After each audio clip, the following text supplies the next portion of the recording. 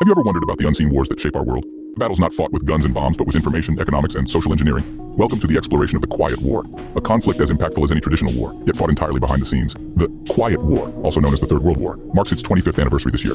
Unlike conventional wars, this conflict uses silent weapons, tools of subjective biological warfare. However, these weapons don't aim to destroy physical bodies, but to control minds and manipulate societies. At its core, this Quiet War is a war of social engineering.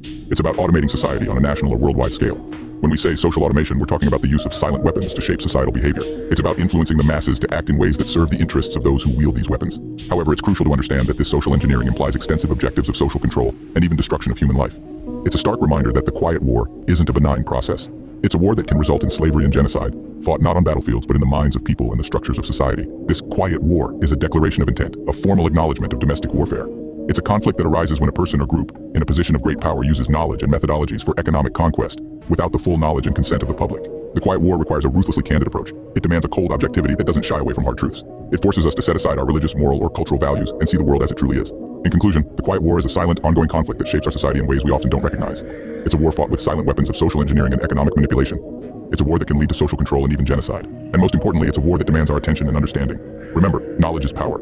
The more we understand about the Quiet War, the better equipped we'll be to recognize its effects and resist its influence. So keep asking questions, keep seeking answers, and never stop learning about the world around you. The Quiet War might be silent, but its effects are deafening. Imagine a world where the push of a button could control the entirety of society. Doesn't it sound like a plot from a dystopian novel? Yet the silent weapon technology, a concept that emerged in the mid-20th century, has been slowly evolving into a force that could potentially hold such power. Our journey begins in 1954, a time when those in positions of authority were becoming conscious of the potential power shifts that could occur with the advancement of this technology. The silent weapon technology was as much a tool for societal utopia as it was for creating a private haven for those in power. The primary concern revolved around the subject of energy sciences. The roots of silent weapon technology trace back to operations research, a strategic and tactical methodology developed under military management in England during World War II.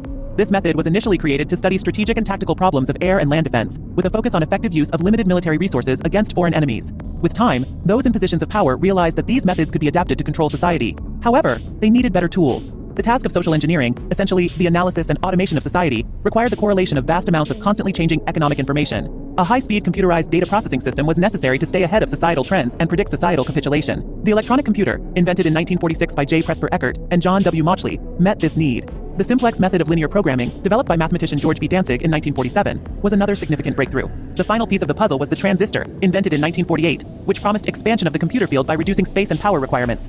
With these three inventions, those in power began to believe in the possibility of controlling the world with the push of a button. The Rockefeller Foundation, recognizing the potential, funded the Harvard Economic Research Project in 1948 to study the structure of the American economy. The United States Air Force joined in a year later. By 1954, the new Quiet War machine, as it was called, was ready to be unveiled. The creation of the Maser that year promised unlimited sources of fusion atomic energy from the heavy hydrogen in seawater, and the consequent availability of unlimited social power was only decades away. Despite a near exposure in the late 60s, the evolution of the silent weapon technology has continued without any major setbacks. Today, it stands as a testament to the power of technological advancement and its potential impact on society. In retrospect, the silent weapon technology has made significant strides since its inception. It all began with the concept of using operations research for societal control, leading to the development of high-speed computerized data processing systems, the simplex method of linear programming, and the transistor. The technology, once a concept, now stands on the brink of becoming a potent tool for societal control. However, this power raises serious ethical and practical questions about who should wield it and how it should be used. It is a reminder that every technological leap, while offering solutions, also ushers in new challenges that society must grapple with. Have you ever pondered the intricate relationship between control of energy and its impact on society? The answer to this question, as it turns out, is deeply rooted in the history of the last century, particularly in the decisions made in the pivotal year of 1954. Understanding energy control is not merely a matter of natural science, but also of social science. These two fields converge in the study of natural and social energy sources and their control. Both are essentially bookkeeping systems underpinned by mathematics, the primary energy science. So in a world where the public remains ignorant of the methodology of this bookkeeping, the bookkeeper can indeed be king. Knowledge is the means to an end, with the end being control. This leaves us with the one remaining question: who stands to be the beneficiary? In 1954, this question was of primary concern. So-called moral issues were raised, but in light of the law of natural selection, an arguably questionable theory proposed by Charles Darwin, it was agreed that a nation or world of people who refuse to use their intelligence are no better than animals lacking intelligence. Such individuals are seen as beasts of burden and stakes on the table by choice and consent. With the aim of promoting future world order, peace, and tranquility, a decision was made to privately wage a quiet war against the American public. The ultimate objective was to permanently shift the natural and social energy or wealth from the undisciplined and irresponsible many into the hands of the self-disciplined, responsible, and worthy few. To implement this objective, it became necessary to create, secure, and apply new weapons. These turned out to be a class of weapons so subtle and sophisticated in their principle of operation and public appearance that they earned the name silent weapons. The goal of economic research, as conducted by the magnates of capital and the industries of commodities and services, is to establish an economy that is entirely predictable and manipulatable. Achieving a totally predictable economy requires bringing the lower class elements of society under total control. This involves assigning them a yoke and long-term social duties from an early age before they have an opportunity to question the matter. To maintain this control, the lower class family unit must be disintegrated through increasing preoccupation of the parents and the establishment of government-operated daycare centers for the occupationally orphaned children. The education given to the lower class must be of the poorest sort, ensuring the mode of ignorance isolating the inferior class from the superior class remains incomprehensible. Even bright lower class individuals have little hope of escaping their assigned lot in life. This form of slavery is deemed essential to maintain some measure of social order, peace, and tranquility for the ruling upper class. In conclusion, the control of energy, both natural and social, has a profound impact on society. The decisions made in 1954 set the stage for a quiet war of control, with the ultimate aim of establishing a predictable and manipulatable economy. We must remember that knowledge is power, and in this case, the power to control. What if the most powerful weapon in the world made no sound? A weapon that leaves no visible scars, yet alters lives and societies in profound ways. Today we delve into the concept of a silent tool of control and influence that operates not with bullets and bombs, but with data, information, and subtle manipulation. A silent weapon by its very nature is an extraordinary tool. It fires not bullets, but situations, propelled by the processing of data instead of chemical reactions. Its ammunition comes not from gunpowder, but from bits of data. The silent weapon is wielded not by a marksman, but a computer programmer, guided not by a military general, but a banking magnate. The silent weapon is a subtle and insidious force. It does not make explosive noises, nor does it cause obvious physical or mental injuries. It does not visibly interfere with daily life. However, to the trained observer, its impact is unmistakable. It makes a different kind of noise, causing physical and mental damage that is clear to those who know what to look for. The silent weapon is a tool of subversion. It is so subtle and complex that the public often cannot comprehend its existence. They may feel instinctively that something is wrong, but the technical nature of the silent weapon prevents them from expressing this feeling rationally or addressing the problem intelligently. Thus, they do not know how to call for help or defend themselves against it. The silent weapon is a form of psychological warfare. It is applied gradually, allowing the public to adjust to its presence and tolerate its encroachment on their lives. It attacks the vitality, options, and mobility of individuals in a society by understanding and manipulating their sources of natural and social energy, and their physical, mental, and emotional strengths and weaknesses. The concept of the silent weapon is rooted in the idea of control over a nation's currency. This idea, expressed by Mayer Amschel Rothschild in the 18th century, has evolved with the rise of modern technology. The silent weapon of today leverages economic inductance, a concept Rothschild discovered to control the world economy. In summary, the silent weapon is a tool of control and influence that operates through data and information. It is subtle and insidious, causing damage that is unmistakable to those who know what to look for. It is a form of psychological warfare that attacks the vitality of individuals in a society. Rooted in the idea of control over a nation's currency, the silent weapon has evolved to leverage economic inductance in the control of the world economy. The silent weapon may be quiet, but its effects are deafening. It is a testament to the power of information, manipulation, and subtle control. It is a reminder that the most potent weapons are not always the loudest, and that in the world of data and information, silence can indeed be deadly. Have you ever pondered the nature of power and influence in economics? How does one individual, one institution, or one nation wield such control over the economic tides that shape our lives? Well, the answer lies in a principle discovered by none other than Mr. Rothschild himself, a principle that reveals the subtle manipulation of power and influence in the economic sphere. Mr. Rothschild stumbled upon an intriguing phenomenon. He realized that the appearance of power could in itself be a form of power. This discovery came in the form of currency or deposit loan accounts, which held the allure of power and could persuade people to surrender their real wealth. In exchange, they received a mere promise of greater wealth instead of tangible compensation. People were willing to offer real collateral for the promise of these promissory notes. Mr. Rothschild realized he could issue more notes than he had backing for, so long as he could persuade his customers with a solid gold stock. This was the birth of a cycle of overconfidence, scarcity, control, and collection of collateral that could even ignite wars. Mr. Rothschild would loan his promissory notes to individuals and governments, creating a false sense of abundance. He would then tighten control, making money scarce, and collect the collateral through contracts. The cycle would then repeat. He would even control the availability of currency to determine who would win the war.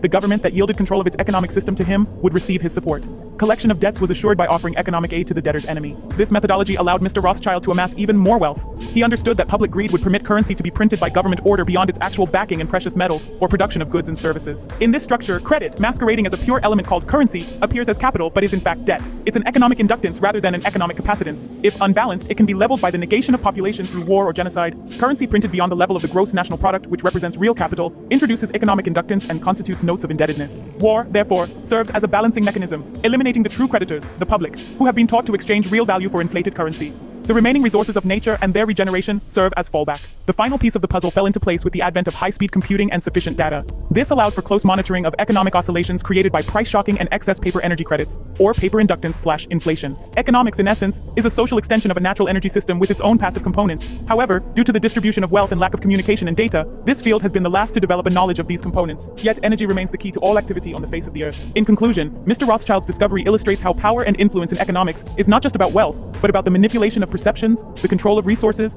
and the strategic application of debt debts and credits. It's a game of chess where the kings and queens are currencies, and the players are those who understand the subtle dynamics of economic power and influence. What if the intricate dynamics of our economy could be predicted and controlled as succinctly as the trajectory of a projectile? How would such a revelation transform our understanding of economics and its role in shaping society? Take a moment to consider the Leontief matrix, a concept conceived by Nobel laureate Wassily Leontief. This matrix is a snapshot of an economy, representing the flow of goods and services between sectors. It's like a complex network of transactions, where each industry's output serves as inputs for others, creating a vast intertwined system. The Leontief matrix performs a pivotal role in understanding the intricacies of an economy, enabling us to comprehend the ripple effects of changes within sectors. The Leontief matrix's significance in economics cannot be overstated. It provides a quantitative analysis of how changes in one industry affect others, paving the way for insightful economic predictions and efficient resource allocation.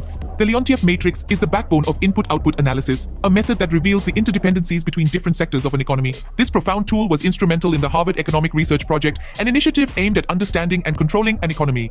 The project's objective was to uncover the economic structure, decipher the forces that alter it, and predict and manipulate its behavior.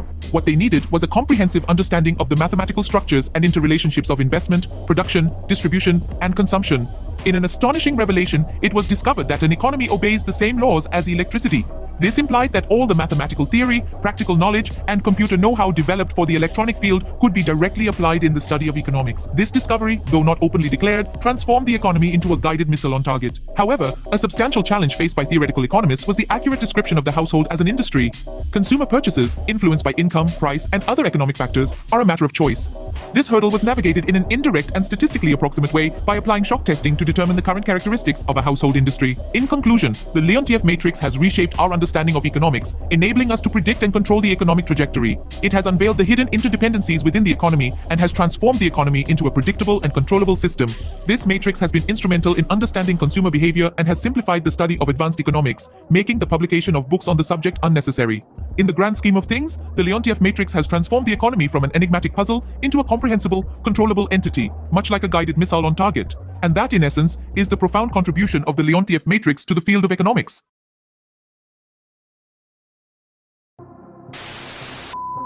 Have you ever pondered the intriguing interplay between time, economics, and the oscillations of societal self-destruction? Today, we delve into the fascinating world of economic time-flow relationships and how they impact our society. Imagine the economy as an electronic circuit, demand as voltage, supply as current. The relationship between the two is an admittance, determined by three key economic factors: foresight flow, present flow, and hindsight flow. Scene script. Picture foresight flow as the squirrel storing nuts for winter. It's the mechanism that drives living entities to store energy for periods of scarcity. In the economy, this takes the form of production stock or inventory, a demand made upon an economic system for a time of low energy. However, satisfying this demand suffers a lag due to the loading effect of inventory priorities. This foresight flow, akin to an industry's capital, is represented electronically as capacitance, with the stock or resource as a stored charge. Now consider present flow, the economic equivalent of living hand to mouth. It's an immediate exchange, input today for output today, with ideally no delays. In our electronic analogy, this demand, representing a pure use industry, is symbolized by a conductance, a simple economic valve allowing the flow of energy. Lastly, we have hindsight flow, the economic inertia, the habit that keeps the system chugging along. In electronics, this is the characteristic of an inductor, where a current flow creates a magnetic field that, if the current begins to diminish, collapses to maintain the flow. In our economy, this is a pure service industry, with money flow creating an active human population field. Balancing these flows is crucial, yet challenging. Too much demand due to excessive greed or population creates an imbalance. This leads to excessive economic inductance, which can only be balanced with economic capacitance, true resources, or value in goods or services. Large-scale social welfare programs or expansive space programs can act as economic inductors or flywheels. However, these solutions borrow heavily on the future credit of the world, a delayed reaction. The key to surviving this reaction is to change the system before the reaction can return. In essence, the interplay between foresight, present, and hindsight flow shapes our economic landscape. The balance or imbalance of these flows can lead to periods of growth or self-destructive oscillations. Understanding these economic factors can help us navigate the complexities of our societal systems and perhaps guide us towards a more stable future. What if war is not just a product of political disagreement, but a fundamental mechanism for economic balance? A radical thought, yet it's one that political enthusiasts and economists alike grapple with. Today, we're delving into the controversial theory that war is a tool for balancing debts, where the act of destruction is essentially an attack on the creditor. It's a theory that paints politicians as publicly hired hitmen, justifying this destructive act to keep the public conscience clean. The crux of this theory rests on the premise that if humanity truly cared for its fellow man, it would curb its appetites, be it greed, procreation, or the reliance on a credit or welfare system that takes from the worker to satisfy the non-worker. However, since restraint seems an alien concept to the majority, the theory suggests two alternatives to reduce the economic inductance of the system. The first alternative is a grim one: let the populace wage war until they bludgeon each other to death. A scenario that would result in the total destruction of the living earth. Not a pleasant thought, is it? The second alternative, while no less severe, is more covert. It suggests taking control of the world through economic silent weapons, engaging in a form of quiet warfare to reduce the economic inductance to a safe level. This process would involve a combination of benevolent slavery and genocide. Of these two, the latter has been deemed the better option. But why the need for such secrecy around these silent weapons? The theory argues that the general public, refusing to improve its own mentality and faith in its fellow man, has become a herd of proliferating barbarians, a blight on the earth. Their indifference to economic science and refusal to deal with earthly problems make the solution to these problems unreachable. The responsibility then falls on the few who are willing to think, to survive, and to solve the problem for themselves.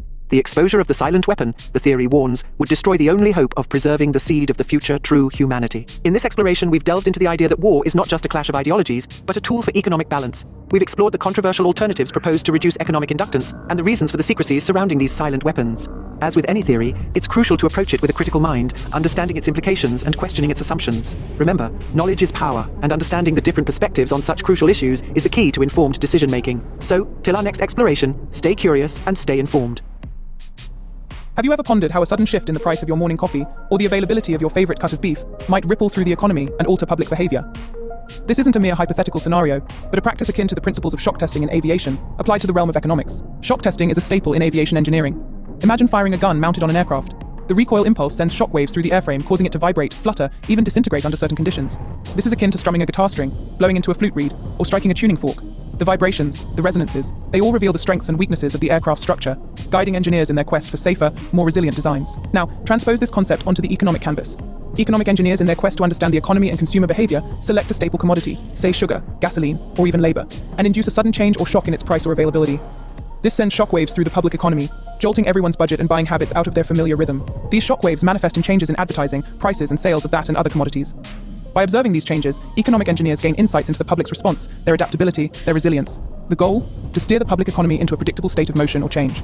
At times, even a controlled self-destructive motion that convinces the public of the need for certain expert individuals to take control of the money system to re-establish security. When ordinary citizens lose control over their financial affairs, they become, in essence, a source of cheap labor.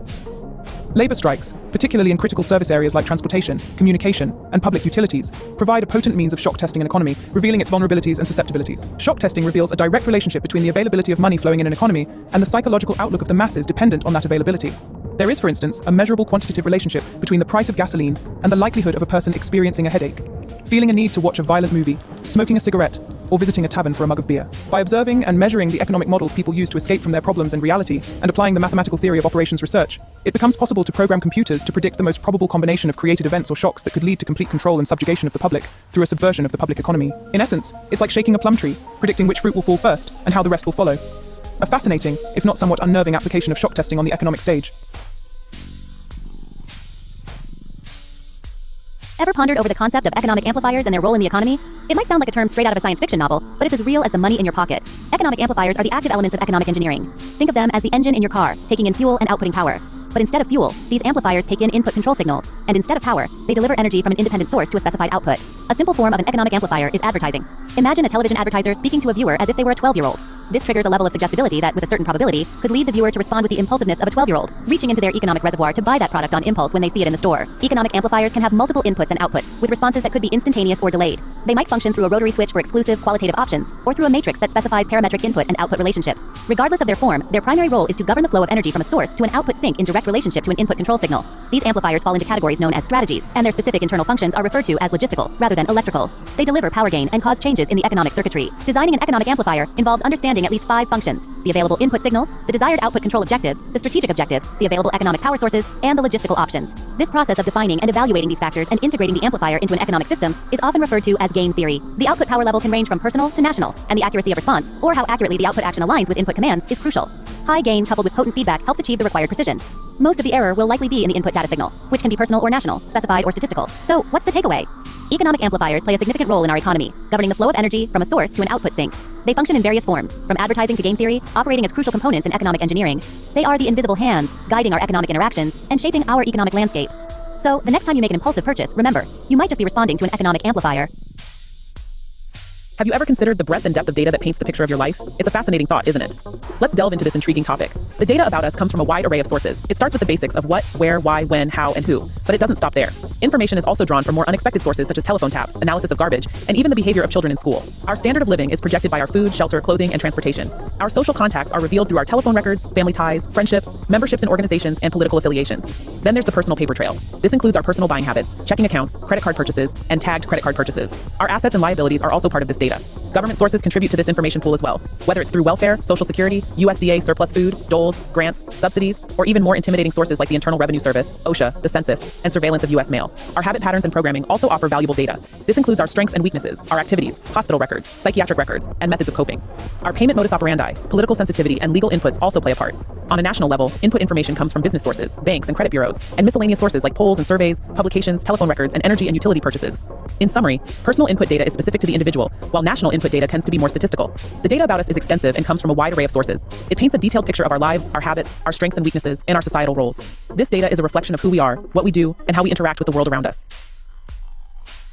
Have you ever wondered how public opinion is shaped and controlled? How your thoughts and beliefs might be influenced without you even realizing it? There's a complex system at play designed to keep the masses undisciplined, ignorant, and distracted. It's a system that hinges on confusion, disorganization, and the clever manipulation of information and emotions. This system operates through a multitude of methods. One such method involves disengaging our minds, sabotaging our mental activities, and providing a low-quality public education. This is achieved by focusing on subjects that discourage technical creativity, like oversimplified mathematics, flawed logic, and skewed systems design. Another method aims to engage our emotions and increase our self-indulgence. This is achieved through constant emotional affrontations and attacks, bombarding us with a barrage of sex, violence, and wars in the media. This serves as junk food for thought, giving us what we desire in excess while depriving us of what we really need. History and law are rewritten, subjecting the public to deviant creations. This shifts our thinking from personal needs to fabricated outside priorities, preventing us from discovering the silent weapons of social automation technology. The system also creates controlled situations, manipulating the economy and society through control of compensation and income. It allocates and destroys opportunities, controls the economic environment, availability of raw materials and capital. It manipulates bank rates, inflates currency, and controls property possession and industrial capacity. It oversees manufacturing, the availability of goods, and the prices of commodities. It controls services, the labor force, and even payments to government officials. It controls our personal data, advertising, media contact, and the material available for our viewing. It disengages our attention from real issues, engages our emotions, and creates disorder, chaos, and insanity. In summary, the system aims to divert adult public attention away from real social issues, keep young people ignorant of real mathematics, economics, law, and history, maintain public entertainment below a 6th grade level, and keep the public constantly busy. It's a system designed to control, manipulate, and profit from the confusion it creates. So, the next time you find yourself swayed by a piece of news, an advertisement, or a popular trend, remember to question it. Remember that there's a system at work designed to shape and control public opinion. And remember that the first step in resisting this system is understanding how it operates. What if consent, a fundamental principle of any society, is more than just a simple agreement? What if it is an inherent part of a complex system, a silent weapon, a mechanism that releases energy, and ultimately, a primary victory? The concept of consent is often associated with agreement, permission, or the act of willingly yielding to a proposition. However, in the context of societal structures and economic systems, consent takes on a deeper, more intricate role. It becomes a cog in the silent machinery of governance and economic amplification. One of the interesting ways consent manifests itself is through what is known as consent coefficients. These are numerical feedbacks that indicate a society's acceptance, or more precisely, its state of surrender. A prime example is the act of paying taxes. When a government collects tax and seizes private property without just compensation, it is an indication that the public has reached a state of acquiescence, consenting to what may seem like enslavement or legal encroachment. The quantity of citizens who pay income tax despite an obvious lack of reciprocal service from the government is a quantifiable indicator of this consent. However, consent doesn't stop at being a passive indicator. It is also an active participant in the process of economic amplification, acting as an energy source. This energy source is crucial in the design of an economic amplifier. An economic amplifier, in essence, is a system that uses raw materials and the consent of the people to labor. This consent allows individuals to assume ranks, positions, levels, or classes in the social structure, providing labor at various levels in the societal hierarchy. Each class, in its pursuit of income, controls the class immediately below it, preserving the class structure. This structure provides stability, security, and governance from the top. However, as communication and education improve over time, the lower class elements of the social labor structure gain knowledge and aspire for the elevated lifestyle of the upper classes. This aspiration threatens the elite's sovereignty. If the rise of the lower classes can be postponed until the elite achieves energy dominance, the consent to labor will no longer be an essential energy source. Until such energy dominance is firmly established, the consent of people to labor and let others handle their affairs remains crucial. Neglecting this could lead to interference in the final transfer of energy sources to the control of the elite. At this juncture, public consent remains an essential key to the release of energy in the process of economic amplification. In summary, understanding consent as an energy release mechanism is vital. It's not just about saying yes or no, it's about the power dynamics in play, the silent weapons at work, and the energy that fuels our societal and economic structures. Consent coefficients signal societal surrender, while the concept of consent as an energy source fuels economic amplification. Understanding these dynamics is key to appreciating the intricate role consent plays in our society and economy. It's more than an agreement, it's a primary victory. Have we ever pondered upon the question, why? Have we ever pondered upon the question, why do we, as individual citizens, create a political structure? Could it be linked to a subconscious wish or desire to perpetuate our own dependency relationship of childhood? To have a human God that eliminates all risk from life, promises to safeguard our interests, and assures us everything will be all right? In this intricate dance of life, every being, from the moment of birth, strives to construct, maintain, and retreat into artificial wombs, various forms of substitute protective devices or shells. These artificial wombs aim to offer a stable environment for both stable and unstable activities, to shelter the evolutionary processes of growth, maturity, and survival, and to provide security for freedom and defensive protection for offensive activity. This holds true for both the general public and the elite. However, a discernible difference lies in the way each of these groups approaches problem solving. The general public, in its quest for security and comfort, willingly surrenders their power, born out of fear, laziness, and expediency. They want to subdue or eliminate human disturbances in their daily lives, but they shy away from confronting moral and religious issues that may arise from such actions. So, they delegate this dirty work to others, ensuring their own hands remain clean. They champion the humane treatment of animals, yet they comfortably consume a delicious hamburger sourced from a whitewashed slaughterhouse conveniently hidden from view. Moreover, they pay taxes to finance a collective of professionals, politicians, then voice complaints about government corruption. They grant politicians the power to create and manage a war machine to ensure the survival of the nation, the artificial womb they so cherish. They empower politicians to eliminate those who threaten the nation, including their fellow citizens who refuse to conform, all for the sake of stability. Then we have the elite, the political structure. They hold numerous quasi-military positions, from police officers and attorneys to judges. The highest level of this hierarchy, the presidential level, is shared by international bankers. They tolerate and leech off the docile general public until they grow strong enough to detach and then devour their parent. In this way, a nation becomes divided into two very distinct parts: a docile subnation, the general public, and a political subnation, the elite. The people, in their pursuit of security and comfort, have created this farce and financed it with their own taxes. So who is the bigger liar, the public or the Godfather? The public demands incredibility, and the human god, the politician, meets it with incredibility by promising the world and delivering nothing. In conclusion, we have looked at the dependency relationship between citizens and their political structure, drawn comparisons between the general public and the elite in their approach to problem solving, and examined the consequences of these dynamics. The public's desire for security and comfort and their willingness to delegate responsibility to a political structure, and the subsequent exploitation by the political elite. In the end, it's a question of personal responsibility versus delegation, and the realization that the power to change lies within ourselves. It's a question we must all ask ourselves. Are we ready to take responsibility for our own actions, or are we content to remain in our artificial wombs dependent on our human gods? Have you ever wondered why human nature and social systems intertwine so intricately? What could possibly be the underlying factors that bind them together? Let's delve into this fascinating exploration, starting with the first element of our narrative, the social system approach. Any form of stability in a society only comes from understanding and accounting for human nature. The patterns of action and reaction. Overlooking this crucial aspect can lead to disastrous repercussions. Just like all human social constructs, the grand plan of the ages necessitates a certain degree of incentive or intimidation. Both internal and external subsystems need to apply the fundamental principles of action and reaction. Coming to the second factor, we focus on the father figure. The patriarch of the family needs to be domesticated to ensure the right social upbringing and attitudes in the offspring. The media and advertising play a significant role in manipulating the father figure to conform to societal expectations. The result? A man who prioritizes security over logic, principles, and honor. This conditioning prepares him to send his son off to war to avoid social embarrassment, regardless of the true purpose of the war. Next, the third factor, the mother. Women in human society are primarily driven by emotion, followed by logic. When logic battles imagination, the latter always triumphs. Maternal instinct dictates that the child's needs come first and the future second. However, women must also be conditioned to accept harsh realities. As this transition becomes challenging, the family unit is carefully disintegrated, and state-operated childcare centers become more common, detaching the child from the parents at an early age. Our fourth factor involves the child, or junior. The emotional pressure for self-preservation during war, coupled with societal pressure, propels Junior to the battlefield. Society's subtle threat, no sacrifice, no friends, no glory, no girlfriends, acts as a catalyst. The fifth factor is sister. She is pampered by her father and expects the same from her future husband, irrespective of the cost. The final factor is the cattle. Those who refuse to use their brains are no better than those without brains. The mindless school of jellyfish, father, mother, son, and daughter, either become beasts of burden or trainers of the same. In conclusion, human nature and social systems share a symbiotic relationship. They are intertwined in a complex dance of action and reaction, each influencing and shaping the other. The family unit, with its various roles, is a microcosm of this interaction, reflecting the larger dynamics of society. Understanding these factors is key to understanding the grand plan of the ages. As we navigate through this complex web, we realize the importance of understanding and accounting for human nature in maintaining social stability.